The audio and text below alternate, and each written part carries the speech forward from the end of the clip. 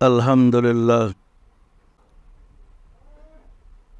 লাখ লাখ শুকুর সেই মহান রব্বুল আলমিনের, যিনি দয়া করে মাহে রমজানুল মুবারকে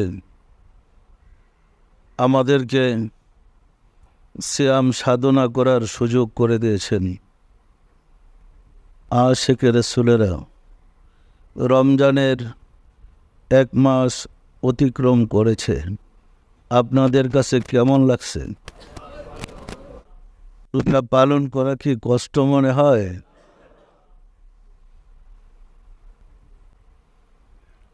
মহান রব্বুল আলামিন ফরমান, রোজা আমার জন্যে, তার প্রতিদান আমি নিছি। আশিকে রাসূলদের মাকসুদ হওয়া যায়, আশিকে রাসূলদের কাম্য হওয়া চাই যে রোজার বিনিময়ে যেন আমরা আমাদের মহান মালিককে পাই। আমি গত তারিখও আলোচনায় বলেছিলাম, অতীতে আল্লাহর পক্ষ থেকে নবী রাসূলদের কাছে যে আসমানি কিতাব বা কালবি কিতাব এসেছে, সমস্ত কিতাব রমজান মাসে অবতরণ শুরু হয়েছে। তাহলে এই রোজার মাসের গুরুত্ব অপরিসীম। আমরা যদি এই বরকতের মাসে সুন্দর সময়টাকে অতিক্রম করতে পারি, সতর্কতার সাথে কাজে লাগাইতে পারি, তাহলে কিন্তু আমাদের জীবন সার্থক হওয়ার কথা। আশিকে রাসূলেরা আজও আরব বিশ্বে প্রত্যেকেই সিয়াম সাধনায় কিয়ামুল লাইল পালন করে থাকেন। অর্থাৎ রমজান মাস আসলে পুরা রাত্র সেহরির আগ পর্যন্ত সবাই জাগ্রত থেকে আল্লাহর আরাধনায় আত্মনিয়োগ করে থাকেন। আমরা যদি এই সময়টাকে সঠিকভাবে ব্যবহার করতে পারি, আমাদের জন্য পরম পাওয়ার ব্যাপার আছে। সেহরি খেতে তো আমাদের উঠতে হবেই। তো আমরা ইচ্ছা করলে অবশ্য একটু কষ্ট হয়, ইচ্ছা করলে তারাবির পরেও আমরা ফাঁকে ফাঁকে আল্লাহর ইবাদতে রাত্রে কাটাইয়া সেহরি খেয়েও ঘুমাইতে পারি। ওইখান থেকে ওই যে 3-4 ঘন্টা ঘুমালে তো হয়েই যায়। সুতরাং আমরা যদি সঠিকভাবে রমজানটাকে সতর্কতার সাথে পালন করি, তাহলে অনেক কিছু পাওয়ার আছে। আশিকে রাসূলেরা আমাদের মনে রাখতে হবে, রমজানের প্রথম 10 দিন রহমতের। গত তারিখে আমরা আলোচনায় বলেছিলাম, রহমত বলতে রাসূলকে বোঝায়। আলোচনায় বলেছিলাম, আমাদের এই পরিমাণ আশিকে রাসূল হওয়া প্রয়োজন, অন্তত এই 10 দিনের মাঝে আমরা যেন রাসূলের সাথে যোগাযোগ করতে সক্ষম হয়। যদি রাসূল পাক সাল্লাল্লাহু আলাইহি ওয়াসাল্লামের সাথে প্রথম 10 দিনে যোগাযোগে সক্ষম হয়, আমরা মধ্যের 10 দিন আওসাতুহা মাগফিরাতুন, তখন আমাদের জন্যে ক্ষমার দরজাটা খুলে যাবে। তাহলে সিয়াম সাধনায় আমাদেরকে রাসূলের কাছে পৌঁছে দেবে, রাসূলের মাধ্যমে আমরা আল্লাহর কাছে পৌঁছতে সক্ষম হব। সুতরাং এই 30 দিনের রোজায় 3 ভাগে বিভক্ত রোজায় প্রথম 10 দিন রহমত পেলাম, আর দ্বিতীয় 10 দিনে ক্ষমা পেলাম, তৃতীয় 10 দিনে তো মহান মালিককে পাওয়ার কথাই। কিন্তু আমাদের আকাঙ্ক্ষা থাকতে হবে যেন ওই 30 দিনের সাধনায় আমরা মহান মালিককে পেতে পারি। আশিকে রাসূলেরা আমাদের সতর্ক থাকতে হবে যে সমস্ত সংগঠন, সমস্ত হুজুরানি বলেন সিয়ামের মাস আত্মশুদ্ধির মাস, সবাই বলেন। তাহলে এই মাস আত্মশুদ্ধির মাস, এই মাস চরিত্রবান হওয়ার মাস। মনে রাখতে হবে, চরিত্রবান হইতে হলে চরিত্রবান ব্যক্তির প্রয়োজন হয়। মাসে মানুষকে চরিত্রবান বানাইতে পারে না। মাসে আপনারা চরিত্রবান বানাবে কিভাবে? কিন্তু চরিত্রবান হইতে হলে চরিত্রবান ব্যক্তির প্রয়োজন হয়। চরিত্রবান ব্যক্তির সংস্পর্শে থেকে মাসটা পালন করলে, ওনার কথা মতো পরিচালিত হলে চরিত্রবান হওয়া সম্ভব। ব্যক্তি ছাড়া চরিত্রবান হওয়া যায় না। তাহলে একজন চরিত্রবান ব্যক্তির সংসর্গ থাকলে সহবতে সালে তোরা সালে কুনাদ, সহবতে তালে তোরা তালে কুনাদ। সৎসঙ্গ সর্ববাস আর অসৎসঙ্গে সর্বনাশ। তাহলে চরিত্রবান ব্যক্তির সংস্পর্শে থেকে পবিত্র দিনগুলা পালন করলে পবিত্র হওয়া যায়। রহমতের দিনগুলা অতিক্রম করলে রহমত লাভ করা যায়, কিন্তু শর্ত চরিত্রবান ব্যক্তি লাগবে। এই কারণেই সৃষ্টির আদি থেকে মহান রব্বুল আলামিন চরিত্রবান ব্যক্তি নির্বাচিত করে যুগে যুগে মানুষকে চরিত্রবান করার জন্য অসংখ্য নবী, অসংখ্য রাসূল প্রেরণ করেছিলেন। যদি নবী রাসূল মহান রব্বুল আলামিন প্রেরণ না করতেন, তাহলে হয়তো জগৎ কোনোদিনই চরিত্রবান হতো না। চরিত্রবান বানানোর জন্যই নবী রাসূলকে প্রেরণ করা হয়েছে। আশিক রাসূলেরা আমরা যদি সিয়াম সাধনার মাধ্যমে চরিত্রবান নিজেরা হতে পারি, চরিত্রবান হওয়ার ট্রেনিং নিতে পারি, তখনই তো আত্মশুদ্ধি লাভ করবে। একটা মানুষের আত্মশুদ্ধ হলে সে চরিত্রবান হয়। কিন্তু যারা আত্মশুদ্ধি বলে, কতটুকু আত্মশুদ্ধি জানে সেটা তো বোঝার প্রশ্ন। আত্মশুদ্ধি তো হচ্ছে মানুষের দেহের যেমন বিমার আছে, রুহু বা আত্মার বিমার আছে। দেহের বিমার কাম, ক্রোধ, লোভ, মোহ, মদ, মাৎসর্য। আত্মার বিমার মানে দেহের বিমার জ্বর, মাথা ব্যথা, আমাশা, পেটের অসুখ ইত্যাদি। আত্মার বিমার কাম, ক্রোধ, লোভ, মোহ, মদ, মাৎসর্য। আত্মা যেমন সূক্ষ্মাধিক সূক্ষ্ম, তার বিমারগুলোও সূক্ষ্মাধিক সূক্ষ্ম। সূক্ষ্মাধিক সূক্ষ্ম বিমারগুলোকে সূক্ষ্মাধিক সূক্ষ্ম মেডিসিন দিয়ে সুস্থ করতে হয়।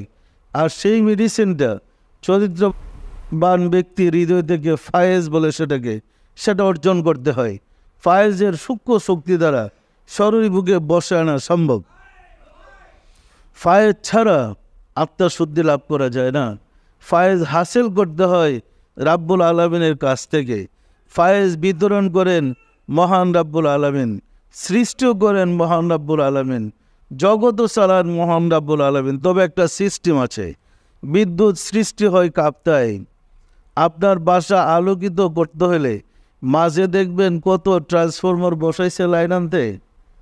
১.৫ লক্ষ বিদ্যুৎ সৃষ্টি হয়, সেটাকে ৩৩,০০০ ভোল্টেজ, আবার ট্রান্সফরমারের মাধ্যমে ১১,০০০ ভোল্টেজ, আবার ট্রান্সফরমারের মাধ্যমে 220 ভোল্টেজ। এরপরে আপনাকে ওই বাতি জ্বালাবার লাইন বাসার ভিতরে এনে সব কাজ করতে পারবেন। কিন্তু ১.৫ লক্ষ ভোল্টেজ যদি বাসায় আনেন, বাইকে কিছু আছে কি? ওই রকম আল্লাহর প্রেমের শক্তি তিনি রাসূলের মাধ্যমে সৃষ্টি করে ট্রান্সফরমারের মাধ্যমে আপনার ঘর পর্যন্ত পৌঁছে দেবেন। কিন্তু শর্ত আপনাকে বিদ্যুৎ লাইন যারা চালায় তাদের মাধ্যমে লাইন টেনে আনতে হবে। দোয়া করলে তো আর আপনার বাসার ভিতরে বাতি জ্বলবে না। মাহে রমজানের রহমত বরকত দোয়া করলে তো আপনি পাইবেন না। সিস্টেমের মাধ্যমে আপনার বাসায় রমজানের রহমত বরকত মাগফিরাত ঢুকাইতে হবে। যেমন ওই কাপ্তায়ের বিদ্যুৎ সিস্টেমের মাধ্যমে আপনার বাসাকে আলোকিত করতে সক্ষম, ওই রকম আল্লাহর রহমত আপনার হৃদয়ের মাধ্যমে আপনার হৃদয়কে আলোকিত করতে সক্ষম, আপনাকে চরিত্রবান করতে সক্ষম, আপনাকে শান্তির চরিত্রের অধিকারী বানাতে সক্ষম। তবে সিস্টেম লাগবে। সিস্টেমের বাইরে কিছু হয় নাই বিদায়ী মহান রব্বুল আলামিন আদম থেকে শুরু করে অসংখ্য নবী, অসংখ্য রাসূল প্রেরণ করে সিস্টেমটা শিক্ষা দিয়েছেন। ওনারা এসেই সেটাকে বাস্তবায়ন করে গিয়েছেন। আমাদের সমাজে আমরা বিধর্মীদের ষড়যন্ত্রের কারণে আর স্বধর্মীদের অজ্ঞতার কারণে সেই সিস্টেমটা হারিয়ে ফেলেছি। ফলে ধর্মকর্ম করেও আমরা আসলে চরিত্রবান হতে পারছি না। যত ধর্ম বেশি করেছি তত চরিত্র নষ্ট হয়েছে। যত ধর্ম বেশি করি তত চরিত্র খারাপের দিকে যায়। বিশ্বাস না হয় 2 রাকাত নামাজ পড়ে দেখেন। নামাজে দাঁড়ালেই মন এদিক সেদিক ছুটাছুটি করে না? তাহলে নামাজে তো আল্লাহকে সেজদা করা হয়, আল্লাহর সামনে দাঁড়ায় মন আবার শয়তানের দিকে যায় কেন? তাহলে বোঝা গেল যত ধর্মের দিকে আমরা 1 হাত আগেলে 10 হাত পাশে ঠেলে নিয়ে যাই শয়তান আমাদেরকে। সুতরাং আমাদের চরিত্রটাকে সংশোধন করতে হবে। আমরা বাহ্যিক আচার আচরণে মানুষ, আত্মার রূপে কিন্তু মানুষ না। আত্মার সুরেতে আমরা সবাই মানুষ নয়, উপরের সুরেতে আমরা সবাই মানুষ, আত্মার সুরেতে আমরা প্রকৃত মানুষ হতে পারি নাই। ফলে সমাজে অশান্তির সৃষ্টি হয়েছে। আশিকে রাসূলেরা, তখন আমি জয়দেবপুর রাজবাড়িতে ছিলাম, 16 বেঙ্গল রেজিমেন্টে চাকরি করি, বাংলাদেশ সেনাবাহিনীর 16তম ব্যাটালিয়নে। তখন 16 বেঙ্গলের রিলিজিয়াস টিচার, ধর্মীয় শিক্ষক ছিলাম। আমাদের এক এসজুটেন্ট, ক্যাপ্টেন আনোয়ার নাম ছিল, আমাকে বললেন, হুজুর আমাদের একটা লোক আছে, তার বিরুদ্ধে শুধু আরপির রিপোর্ট আসে, ব্যান্ড মেজর সালাম, তার বিরুদ্ধে আরপির রিপোর্ট আছে। আর্মির লোকেরা বুঝতে পারছে আরপির রিপোর্টটা মানে কি। তো হুজুর আপনি ওরা ঠিক করে দেন, ওর নামে শুধু বাইরের রিপোর্ট। তাই আমি বললাম, আমি ঠিক করলে তো পাগল হয়ে যাবে। কয় না, আপনি ওরা ভালো করে দেন, ওর যন্ত্রটা ভালো লাগে না, আপনি ঠিক করে দেন। আমি বললাম, আমি পাগল হয়ে গেলে কিন্তু আমার দোষ নাই। হয় হোক, আপনি ওরা ঠিক করে দেন। ঠিক আছে। তখন মাত্র আমি মুরিদ হয়েছি আমার মুর্শিদের দরবারে। তো আমি যেদিন মুরিদ হয়েছিলাম তখন অবশ্য আমার মুর্শিদ আমাকে তরিকা দেবার দায়িত্ব দিয়েছিলেন, খেলাফতি দান করছিলেন। তো আসার পরে নতুন তো সবক দিতে বলছেন, কিছু লোকটা তো সবক দেওয়া লাগবেই। তো ব্যান্ড মেজর সালাম, আমি আসর নামাজ পড়ে বের হয়েছি মসজিদ থেকে, সে আমার সামনে দিয়ে যাইতেছে ক্রস করে। আমি বললাম, সালাম সাহেব শোনেন। দাঁড়াইল। তো একটু কেরামতি না দেখলে তো বিশ্বাস করবেন, সে আমার কাছে আসবে কেন? তাই আমি বললাম, আপনার তো একটা গোপন বেদি আছে, আপনি আমার সাথে আসার নামাজের সময় দেখা করেন, আমি একটা ওষুধ দিয়ে দেবো, এটা ভালো হয়ে যাব। তার কিন্তু তুলপাল শুরু হইল, আমার গোপন বেদি উনি জানলেন কীভাবে? বিষয়টা বুঝতে পারছেন তো? আমি চাইছি যে সে বিশ্বাস করে আমার কাছে আসুক, আমি লোকটার ইমানদার বানাই। তাই আমি বললাম, তখনই বলছি, আশা করি আমি ওষুধ দিয়ে দিলে আল্লাহর রহমতে আপনি সুস্থ হয়ে যাবেন, আর এই রোগটা থাকবে না। আমাকে তো বলছে তার চরিত্র ঠিক করে দিতে, আমি বলছি তার রোগ ভালো করতে। এখান থেকে গিয়েই সে ডাব কিনে আমার ওই যে বাসায় পাঠিয়ে দিছে। তারে খুব ধরছে এই কথাটা, যে কোনোদিন উনি শুনেন নাই, আমার গোপন বিধি উনি জানলেন কীভাবে। খুব অ্যাকশন করছে। মসজিদে আসার নামাজ পড়তে গেলাম, যাওয়ার পরে টুপি টাপি মাথাতে দেখেছে, সালাম সবাই সে হাসিন। খুব আগ্রহ, আমার কাছ থেকে ঔষধরা নেবে, আমি তো ঔষধ দেবো যেটা তাকে ভালো করে দিন। আমি আল্লাহর কাছে খুব কাকুতি মিনতি করে মনে মনে আজিজি করলাম, আল্লাহ তোমাকে সুস্থ করে দাও, ভালো করে দাও। তওবা পরে সবক দিলাম। দেওয়ার পরে কালবে যখন হাত দিলাম, একটা চিৎকার দিয়ে আসে, এমনভাবে বেহুশ হয়ে পড়ে গেল মসজিদে, যে মনে হচ্ছে লোকটা মারাই গেল নাকি, একদম অজ্ঞান হয়ে পড়ছে। আমি প্রায় এশার নামাজের পরে মসজিদে 2 ঘন্টা অবস্থান করলাম, সে আর সুস্থ হইল না, ওই অজ্ঞান অবস্থায় পড়ে রয়েছে। চলে গেলাম আমি যেখানে থাকি। আবার শেষ রাত্রে ফজরের সময় আসলাম নামাজ পড়তেন, দেখি ওইভাবেই পড়ে রয়েছে বেহুশ। যে অবস্থায় সন্ধ্যা রাত্রে দেখেছিলাম ওই অবস্থায় আমার ভয় ঢুকে গেছে, কারণ আমি তো নতুন মানুষ, শেষ পর্যন্ত এই লোকটা মরে যায় নাকি, আমি কোনো কেসে দিছে আবার পড়তে, ভীষণ ভয় লাগছে। ওই দিন একটা ছেলে এরকম কোনো হুঁশ জ্ঞান নাই, এখানে কোনো খবরই নাই, ডাকলে জবাব দেওয়া কিচ্ছু না, চিন্তায় পড়ে গেছি, দেশের পরিস্থিতি এইরকম, আবার যদি মরে টেরা যায় আমাদেরটা মুসিবত কি। যাই হোক, ফজরের নামাজের পরে ডাকডুক দিলাম, কোনো খবর নাই, নামাজ পড়ে চলে গেলাম। সে কিন্তু পিটি থেকে অ্যাবসেন্ট। তার এই অবস্থা, সে তো বলতে পারবে না। আর্মিতে পিটি থেকে অ্যাবসেন্ট করা বড় একটা অপরাধ। সে কিন্তু আজকে পিটি থেকে অ্যাবসেন্ট। এরপরে 9টার দিকে তার জ্ঞান ফিরে আসছে, সকাল 9টায়। তখন সে, আমি যে মেসে থাকি ওইখানে চলে গেছে, কিন্তু স্বাভাবিক অবস্থা না। তার চাল চলন, মুভমেন্টটা মানে নেশাগ্রস্ত লোকের মতো। আমার সামনে, আমি মেসের সামনে ওইখানে ওই বসে আছি, এমন সময় সে গিয়ে সালাম দিয়ে বলতেছে, হুজুর আমি না আজকে সারা রাত্রি নবীজির সাথে ছিলাম, বড় পীর সাহেবের সাথে ছিলাম, মুজাদ্দেদ আল ফেসালির সাথে ছিলাম, বাহাউদ্দিন নকশবন্দের সাথে ছিলাম, আরও বিশ্বের শ্রেষ্ঠ অলি আল্লাহরা সবার সাথে আমি ছিলাম। আপনি দেখেন না, আপনি ওনাদেরকে দেখেন, আমাকে জিজ্ঞাসা করতেছে, মানে বলতেছে মনে হয় যেমন অভিনয় করতেছি এই অবস্থায়। আমি হাসতেছি, বলি না কই, আমি তো দেখি না। কই যে দেখেন আপনার সামনে নবীজি, বড় বিশ্বাস, ওনারা সবাই দেখেন হাসতেছে। তাই আমি বললাম, এগুলা কারো কাছে বললেন না।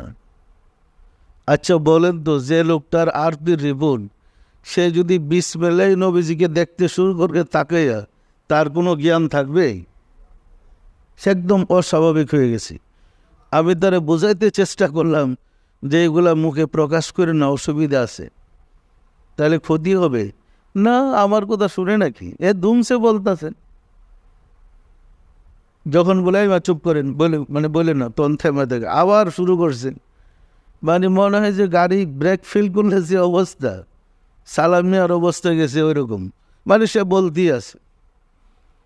কতক্ষণ কাছে রেখে বুঝাইলাম এইগুলো আলোচনা করতে নাই, বলতে নাই, যা দেখেন দেখেন। অন্তর চক্ষু খুললে সৃষ্টি জগতের সব কিছুই দেখা যায়। মানুষের আত্মার মাঝে আরও 2টা চক্ষু আছে। আমরা যে চক্ষু দিয়া স্বপ্নে দেখি, সেটা অন্তরের চক্ষু। আপনি আমেরিকাতে চাকরি নিয়ে গেছেন, ওইখান থেকে অন্তর চোখ ঘুমাইয়া স্বপ্ন দেখলেন, বাংলাদেশে আসছেন, আব্বা আম্মা ভাই বোনকে দেখতেছেন, কথা বলতেছেন, দেখেন না? সেটা কিন্তু বাহ্যিক চক্ষু না। বাহ্যিক চক্ষুর দৃষ্টির সীমাবদ্ধতা আছে, আত্মার চক্ষুর দৃষ্টির কোনো সীমা পরিসীমা নাই। আমেরিকাতে যে চোখ দিয়া ঘুমাইয়া দেখেন, সাধনা করলে সেই চক্ষু খুলে গেলেই বলে অন্তর্চক্ষু খুলেছে। তখন অনেক কিছু দেখা যায়, যেমন আমাদের অনেক আশেকে রাসূলুল্লাহ অনেক কিছু দেখেন। এরপর থেকে সে ঠিকমতো মানে ডিউটি করতে চায় না। কি যন্ত্রণাই বললাম, অফিসে যাবে না, ডিউটিতে যাবে না, সে আছে তার তালে। তো এক্সিডেন্ট সাহেব তার আবার একটু ফ্রি করে দিছে, কারণ আগে তো আমার সাথে কথা, তারা ঠিক করে দিতে হবে। দেখেন কি ভাগ্য, 3 দিন পরে সে গেছে এক্সিডেন্ট সাহেবের অফিসে। গিয়া সেরা একটা চেয়ার টান্দা নিয়ে এক্সিডেন্ট সাহেবের মারতে গেছে। গিয়া বলেন, এই চেয়ারের মধ্যে শুকুরটা বসে রইল কেন? এটা তো আমাকে স্যারের চেয়ার, বিষয়টা বুঝেন? এখন তো স্যার বসে থাকার কথা, এই শুকর কেন? একটা হইসে লেগে গেছে অফিসে। তাড়াতাড়ি আমার আবার সালাম দিছে, গেলাম, কি হইলো? দেখেন তো কি অবস্থা। তা আমি বললাম যে মুশকিল, আপনার তো আমার বলছিলাম আমি আপনাকে নিয়ে যান, আপনার পাগল আপনার কাছে নিয়ে আসলাম, এসে রাখলাম, বুঝাইতেছে এই মেয়ে সব বললো না কিছু না। সে বলবি গেছে এক জায়গায় কবরের পাশ দিয়ে, এখন সব আত্মার দ্বারা ধরছে যে আমাদের মুক্তির ব্যবস্থা না করে তুমি যাইতে পারবে। এখন তো সকাল থেকে সন্ধ্যা, তারে তো আর বিশ্রিয়ে পাওয়া যাইতেছে না, হে তো কবর দিয়ে আর আসতে পারতেছে না। এখন ইউনিটের মধ্যে আমার তো একটা চিন্তা যে কোন দিকে গিয়া কোন বেচালে পড়ছে। লোক পাঠায় খবর নিলাম, ওইখান থেকে প্রতিশ্রুতি দেওয়ার পরে যে সে সুপারিশ করবে, তাহলে তারা ছাড়বে। এরপরে তার ওইখানে মুক্তির সুপারিশ করবে, এরপর আত্মাগুলা ছাড়বে। যা হোক, অনেক কষ্ট এখান থেকে তার আনলাম। মানে অস্বাভাবিক অবস্থা। গেল জৈদবপুর বাজারে। জৈদবপুর একটা বাজার আছে, এখন ওদের গাজীপুর হয়েছে। অনেক বড় বাজার। তখন সোমবার শুক্রবার হাট জমত। গেছে হাটে, তো হাটে তো ধরেন 400-500 তো হুজুরই হবে, হাফেজ কারি মাদ্রাসা তো অনেকটি আছে দিক দিয়ে। বাজারে গিয়া বাজার থেকে এসে একদম একদম অস্বাভাবিক হয়ে গেছে। আইসা আমি ওই যে 4 পায়ের মধ্যে শুয়ে রয়েছি তো আমার রুমে, সে দরজাদার ঢুইকা ওই 4 পায়ের নিচে শুইয়া আমার জুতাটি বুকে জোরে না এমন জোরে হাঁক দিছে। আমি অবশ্য আসরের নামাজ পড়ে শুয়া মোরাকাবা করতেছিলাম। সে এমন জোরে হঠাৎ হাঁক দিছে যে আমি লাভ 2টা বসে পড়ছি, ভয় পেয়ে গেছে। এই সময় অবশ্য আমার রুমে কারো ঢোকার কথা ছিল না, কে এইরকম। তো উঠলাম, বসলাম, আমি একটু অসন্তুষ্ট হয়েছে, আমার যে মোরাকাবায় ডিস্টার্ব করছে তো তখন রাগ হয়েছি। সে দমক দিছে, ওর ভিতরতে বাইরেছে, দেখি যে সালাম সাহেব কী হয়েছে আপনার? ও বাজারে গেছিলাম। আমি দমক দিলাম, ভাই বেটা বাজারে গেলে চিল্লাইতে হবে? বললো হুজুর বাজারে যে গেলাম মানুষ তো দেখি না। কি দেখেন? তাহলে আমি একটু নরম হয়ে গেলাম, যে শুনি তাহলে। ওদিকে এক শিয়াল আর এক কুকুর কাছে মাছ বিক্রি করে, বানর বকরির কাছে পান বিক্রি করে, মানুষ তো নাই। আমি জানি বেটা কমপক্ষে 10,000 লোক হবে এই বাজারে, তুই মানুষ পাইলে না? বিশ্বাস করেন হুজুর কোনো মানুষ নাই। একজনও নাই। বলল 3 জন মানুষ দেখছে। একজন দুনকার, আপনার দুনকার চিনেন? এই যে লেপ্ত শোক বানায়। আরেকজন জুতার দোকানের ফেরি করতেছে, 2 জন। আরেকজন একটা শর্ট প্যান্ট পরে একটা চাদর গায়ে দিয়ে ঘুরতেছে, পিঠ পর্যন্ত চুল আর এই পেট পর্যন্ত দাড়ি। এই 3 জন মানুষ দেখেছি, আর মানুষ দেখে নাই। সত্যিকার অর্থে সালাম সাহেব যে কথাটা বলেছেন, আসলে আমরা বাহ্যিক শুরুতে মানুষ, আত্মার শুরুতে মানুষটা। লাখের মধ্যে 2-1 জন মানুষ পাওয়া কঠিন। আমাদেরকে মানুষ হইতে হবে। মানুষ না হওয়া পর্যন্ত আমাদের পরিত্রাণ হবে না। যার মধ্যে কামরিবু প্রবল, অসংযমী কাম, সে আত্মার শুরুতে শুকরের সুরত হয়ে থাকে। যার মধ্যে অসংখ্য অসংযমী ক্রোধ, কন্ট্রোলের বাহিরে যে ক্রোধ, সে আত্মার শুরুতে বাঘের রূপ হয়ে থাকে। যার মধ্যে অসংযমী লোভ বিরাজ করে, প্রচুর লোভ, সে আত্মার শুরুতে কুকুর হয়ে থাকে। আশেকের রাসূলেরা, সত্যিকার অর্থে মানুষ হওয়াটা বড় কঠিন। তাসাউফ সাধনা তথা কালবের বিদ্যায় মানুষকে মানুষ বানায় দেয়, চরিত্রবান বানায় দেয়। একটা কথায় আছে, মা বাপ বানায় ভূত আর উস্তাজে বানায় পুত। আঞ্চলিক ভাষায় বলে, আমাদের দেশে বলে, মা বাপ বানায় ভূত, উস্তাজে বানায় পুত। এর অর্থই হলো মা বাপ জন্ম দিয়ে দেয়, কিন্তু মানুষ হতেই তাকে প্রকৃত মানুষের সহবতে গিয়ে চরিত্রবান হয়ে আদর্শ শিক্ষা লাভ করে। আমরা স্কুল কলেজ মাদ্রাসায় ভর্তি হয়ে শুধু অর্জন করতে চাচ্ছি মানুষ হওয়ার বিদ্যাটা। আমরা ওই জ্ঞানী হওয়া, আদর্শবান হওয়া, চরিত্রবান হওয়ার বিদ্যা শেখার জন্যেই পড়াশোনাটার বিধান আসছে।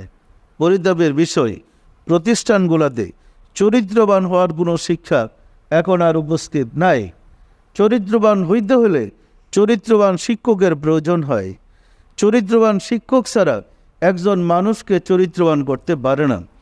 আর বই কিতাবপত্র পড়ে কোনো মানুষের পক্ষে চরিত্রবান হওয়া সম্ভব নয়। চরিত্রবান হইতে হলে কলবের বিদ্যা দ্বারা আত্মার বিমার সুস্থ করে তাকে সুস্থ হইতে হবে, চরিত্রবান হইতে হবে।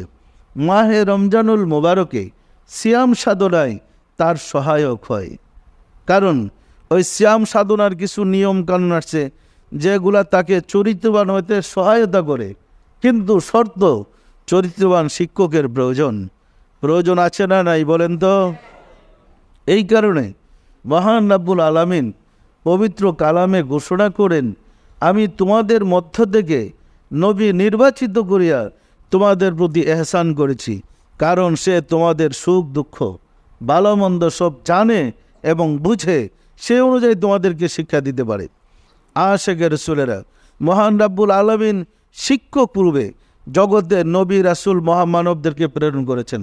তাদের সংস্পর্শে গিয়ে আমাদেরকে পশুর চরিত্রের অবসান ঘটাইয়া প্রকৃত মনুষ্য চরিত্রের জন্ম দিতে হবে। মনে রাখতে হবে, আমরা যদি সত্যিকার মানুষ হতে না পারি, ইনসানে কামেল হইতে না পারি, আমাদের পরিত্রাণ হবে না, হতে পারে না। এই কারণেই আমাদেরকে তালিম নিতে হবে, শিক্ষা নিতে হবে।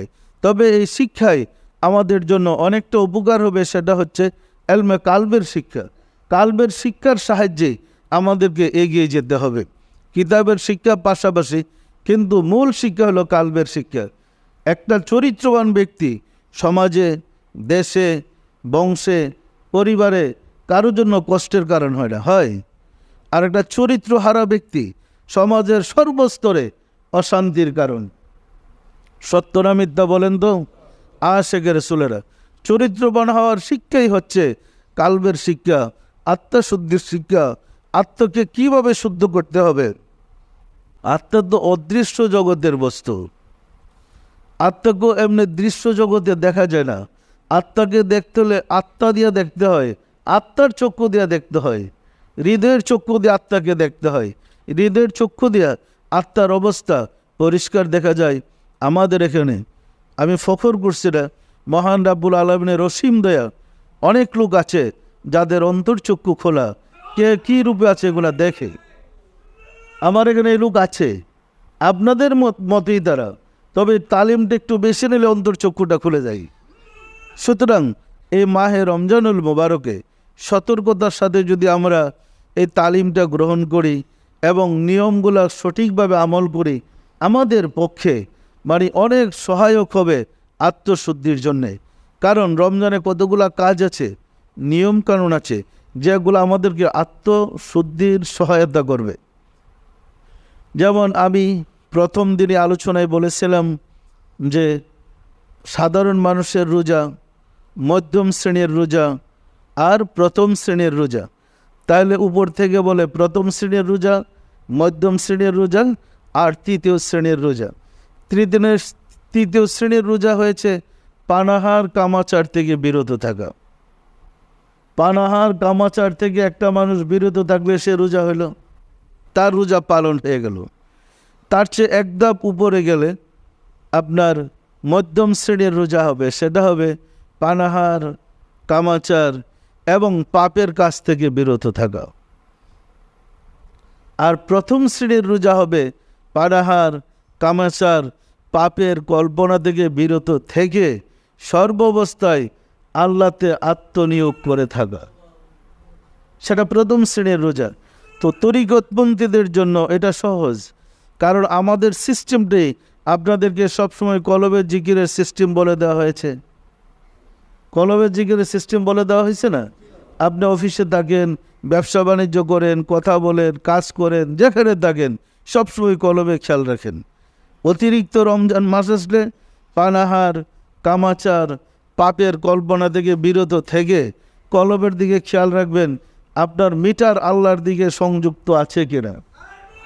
যখন আপনার কলব আল্লাহর দিকে মুতদ্দ থাকবে আর ওই সাইডগুলো থেকে আপনি অফ থাকবেন, আল্লাহ দয়া করলে আপনার এলহামের দরজাটা খুলে দিয়ে আপনার সাথে যোগাযোগ শুরু করতে পারে না? পারে না? অতীতে নবী রাসূলদের সাথে করছেন তো, ওহি তো রমজান মাসেই করেছেন, তাহলে আপনাদেরকে তো এলহাম করবেনই। সুতরাং রমজানের অধিকাংশই দেখা যায় কিছুদিন পালন, রোজা, সিয়াম সাধনার পরে মধ্য এবং শেষ 10 দিনের মধ্যে অধিকাংশ আসমানি কিতাব নাজিল হয়েছে। আশিকে রাসূলেরা। তো আমরা যদি কলবের দিকে খেয়াল রাখি, আমাদের জন্য এটা খুব বেগ পেতে হওয়ার কথা না, এটা সহজ। সুতরাং সবসময় খেয়াল রেখে আমাদের সতর্কতার সাথে কাজ করতে হবে। রহমতের 10 দিন প্রায় বিদায়ের পথে। মাহে রমজানুল মোবারকের রহমতের 10 দিন প্রায় বিদায়ের পথে। এই রহমতের 10 দিন সঠিকভাবে সিয়াম সাধনা করলে রাহমাতাল লিল আলামিনের দিদার পাওয়ার কথা থাকে। সুতরাং আজিজের সাথে সহজভাবে যেন আমরা রোজাটা কবুল করাইতে পারি, তার জন্য ইফতারের সময় আমাদের দেশে কোনো সিস্টেম নাই। দেড় জুড়ে এমন সিস্টেম নাই যে ইফতারের সময় রোজাটা কবুল হোক। নামাজের সময় একটা সিস্টেম আছে যে তাশাহুদের পরে সালাম ফিরাইবার আগে রাসূলের প্রতি দুরূদ পড়েন, কুটফি লাগায় সালাম করলেন, যাও আল্লাহর কাছে কি। কিন্তু ইফতারের সময় এরকম কোনো সিস্টেম নাই, আছে? তাহলে আপনারটা আল্লাহর কাছে কবুল হবে কিভাবে? রাসূলের উপরে দুরূদ না পড়লে তো বসবে না। তো আমরা একটা সিস্টেম বানায় লইছি, সেটা হইল অন্তত ইফতারের আগে আধা ঘন্টা আগে, যদি বেশি ব্যস্ত থাকেন 15 মিনিট আগে, ইফতারের সব রেডি করে ছেলে মেয়ে নিয়ে বসেন, বসে মিলাদরা পড়েন। মহব্বতের সাথে মিলাদরা পড়তে পড়তে এমন সময় মিলাদরা শেষ করেন, মিলাদও শেষ, ইফতারের সময়ও শুরু। তাহলে ইফতার কবুলের ক্ষেত্র তৈয়ার হইল না? কবুল হবে না? হবে না? সারাদিনের রোজাটা কবুল করার উত্তম সময় মিলাদের মাধ্যমে শেষ করে আমি ইফতার বা রোজা খুললাম, ভালো হবে না? হবে না? বলেন তো। এইভাবে যদি আমরা আস্তে আস্তে এগিয়ে যাই, তাহলে কিন্তু আমরা এর বিনিময়টা পাওয়ার কথা। মিলাদ যতক্ষণ চলে ততক্ষণ রহমত বরকত বর্ষণ হইতে থাকে, মনের মধ্যে প্রশান্তি থাকে। তো আমরা খাওয়ার চিন্তা না করে একটু মিলাদের চিন্তা করতে করতে, রাসূলের কল্পনা করতে করতে, আল্লাহর কল্পনা করতে করতে শেষ করি, তখন দেখা যাবে আমাদের সারা দিনের পরিশ্রমটা এই 15-20 মিনিট তো আমরা সময় কাজে লাগাইতে পারি না? আধা ঘন্টা সময় তো আমাদের পুরা মিলাদরা লাগে। যদি অসুবিধা ফিল করেন, কারোর সময়ের শর্ট, তখন ওই যে পংক্তিটি আমরা 2 বার ডাবল করে বলি, এটার সিঙ্গেল করলেই তো একবার হলো 15 মিনিটে চলে আসবেন।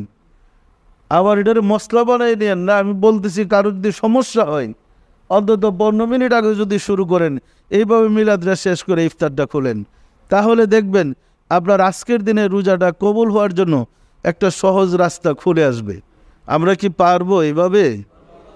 মাহে রমজানের প্রথম 10 দিন চলে গেছে, আমরা কে কতটুকু রোজা সঠিকভাবে পালন করতে পেরেছি সেটা মহান রব্বুল আলামিন ছাড়া আমাদের চিন্তার বাইরে। সুতরাং সতর্কতার সাথে কাজ করেন। সামনের যে মাগফিরাতের রোজা আসতেছে, অন্তত যেন এই রোজার বরকতে আমরা পাপ থেকে মুক্তি লাভ করতে পারি। অতীতে যে অন্যায় অপরাধ করেছি, রোজার বিনিময়ে মহান রব্বুল আলামিন যেন দয়া করে আমাদেরকে মাফ করে দেন, আমিন। আউযু বিল্লাহি মিনাশ শাইতানির রাজিম। বিসমিল্লাহির রহমানির রহিম। আস্তাগফিরুল্লাহ রাব্বি মিন কুল্লি জামবি ওয়া আতুবু ইলাইহি। আয় আল্লাহ, জীবনভর নফসের খাহেশে, শয়তানের ফেরেবে যত প্রকার গুনাহ করিয়াছে, সমস্ত গুনাহ হইতে তোমার নিকট তওবা করিতেছে। আয় আল্লাহ, দয়া করিয়া আমার তওবা কবুল করো, আমার গুনাহ মাফ করো। লা ইলাহা ইল্লাল্লাহ মুহাম্মাদুর রাসূলুল্লাহ। সবাই দিলের হাত উঠে বলেন আল্লাহুম্মা আমিন। ওগো দয়াল মাওলা, দয়াল খুদা, কদম কঙ্গাল ভিক্ষুকেরা পবিত্র মাহে রমজানুল মুবারকে প্রায় 10 দিন শ্যাম সাধনার পরে প্রথম রহমতের 10 দিনের শ্যাম সাধনা করে জুমার নামাজ পড়লাম, আজকের তালিম গ্রহণ করলাম, তোমার প্যারা হাবিবের শানে দুরুদ সালাম আর মিলাদ শরীফ পড়লাম। সবশেষে তওবা করে তোমার শাহী দরবারে জোরহাত করে মাফ চাই। জীবনে যত ভুল বেয়াদবি করেছি দয়া করে মাফ করে দাও, মাফ করে দাও মাওলা। আমাদের ভুল বেয়াদবিকে মাফ করে দাও, আমাদের ইবাদত সমূহ দয়া করে কবুল করে নাও। এর ফজিলত পৌঁছায় দাও তাজদার মদিনা সরকার দো আলম হযরত মুহাম্মদ মুস্তাফা আহমদ মুস্তাফা সাল্লাল্লাহু আলাইহি ওয়াসাল্লামের হুজুরে সব নজর পৌঁছাও রাসূল পাক সাল্লাল্লাহু আলাইহি ওয়াসাল্লামের সম্মানিত পিতা মাতা দাদা দাদি নানা নানি আল আওলাদ আল আসহাব আজওয়াজ মুদাহিরিন আহলে বাইতিন খুলাফায়ে রাশিদিনদের আরওয়াহ পাকের হুজুরে সব নজর পৌঁছাও খাতুনে জান্নাত মা ফাতিমা রাদিয়াল্লাহু তাআলা আনহা সাইয়েদনা হযরত ইমাম হাসান সাইয়েদনা হযরত ইমাম হুসাইন রাদিয়াল্লাহু তাআলা আনহুমা যাহারা তোমার দিনকে প্রচার করতে করতে নিজের জীবনকে উৎসর্গ করে গেলেন, তাদের আরওয়াহ পাকের হুজুরে সব নজর বছরে মাওলা বাবা আদম আলাইহিস সালাতু ওয়াস সালাম হইতে রাসূল সাল্লাল্লাহু আলাইহি ওয়াসাল্লাম পর্যন্ত যত আম্বিয়া আলাইহিস সালাতু ওয়াস সালাম দারুল বাকায় তশরিফ নিয়েছেন, তাদের আরওয়াহ পাকের হুজুরে তাদের মহব্বতের জনদের আরওয়াহ পাকের হুজুরে সব নজর বছরে মাওলা আমার মুর্শিদ পিরানে পীর দস্তগীর সুলতানুল মাশায়েখ সুলতান ইয়া মুজাদ্দাদ তরিকার ইমাম শাহ চন্দ্রপুরী রহমাতুল্লাহ আলাইহির হুজুরে তার সহধর্মণি হযরত বড় মা রহমাতুল্লাহ আলাইহির হুজুরে তাদের মহব্বতের জন এবং তাদের পিতা মাতাদের আরওয়াহ পাকের হুজুরে সব নজর পৌঁছারে মাওলা হযরত খাজা বাউদ্দিন নকশবন্দ রহমাতুল্লাহ মুজাদ্দিদ আল ফিসানি রহমাতুল্লাহ খাজা মাইনুদ্দিন চিশতি রহমাতুল্লাহ বড় পীর আব্দুল কাদের জিলানী রহমাতুল্লাহ তাদের তরিকার সিলসিলায় যত পীর ওলি গাওস কুতুব তামাম পৃথিবীর মুমিন মুমিনাত যে যেখানে ইন্তেকাল করেছে মাওলা দয়া করে তাদের আরওয়াহ পাকের হুজুরে সব নজর পৌঁছাও, সব নজর পৌঁছারে মাওলা।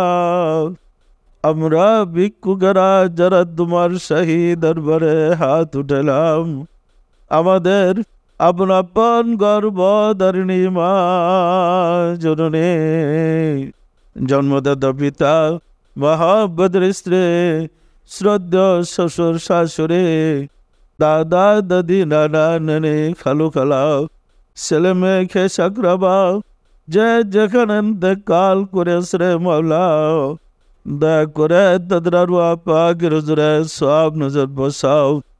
আর যারা জগতের বুকে বেঁচে আছে তাদের প্রতি তোমার রহমত নাযিল করো মাওলা গো। ওগো দল মাওলা দল খুদা মাহে রমজানুল মুবারক তুমি যে রহমত বরকতের মাগফিরাতের পরিত্রাণের মাস হিসেবে আমাদেরকে দান করেছ, তার 3 ভাগের প্রথম ভাগ আমরা প্রায় অতিবাহিত করে এসেছি মাওলা গো। মাহে রমজানুল মুবারকের দ্বিতীয় জুমার দিনে আমরা আজ তোমার শাহী দরবারে হাজির হয়েছে। গত দিনের রোজাগুলা পালন করতে চেষ্টা করেছি মাওলা গো। আমরা এ 2 নির্বোধ কিভাবে ইবাদত করলে তুমি খুশি রাজি থাকো আমাদের জানা নাই, আর আমাদের ভুলের সীমা নাই, কারণ আমরা রাসূলের জমানায় আসি নাই, রাসূলের অনেক পরে জগতে এসেছি। আর রাসূলের সাথে আমাদের যোগাযোগ নাই, তোমার দরবারে হাজির হয়েছি। মাওলা গো, ও গো দেল মাওলা, দেল খুদা, সামাজিক ধর্ম পালন করতে গিয়ে কত ভুলের সাগরে ডুবে রয়েছি, তার তো কুল কিনারা খুঁজে পাচ্ছি না। তুমি দয়া করে যেভাবে রোজা বা শ্যাম পালন করলে তোমাকে পাওয়া যাবে, সে শ্যাম পালনের সুযোগ করে দাও। মাওলা গো, ও গো দেন মাওলা, দেল খুদা, রহমতের প্রথম রহমতের 10 দিন প্রায় চলে গেল। মাহে রমজানুল মুবারকের 3 ভাগের 1 ভাগ অতিক্রম করে ফেলেছি। তুমি দয়া করে আমাদের বিগত দিনের রোজাগুলাকে কবুল করে নাও। এই শ্যাম সাধনা করতে গিয়ে যত অন্যায় অপরাধ করেছি, তোমার কাছে মাফ চাই, দয়া করে মাফ করে দাও। আর শ্যাম সাধনার উদ্দেশ্য আমরা যেন পালন করতে পারি সুযোগ করে দাও।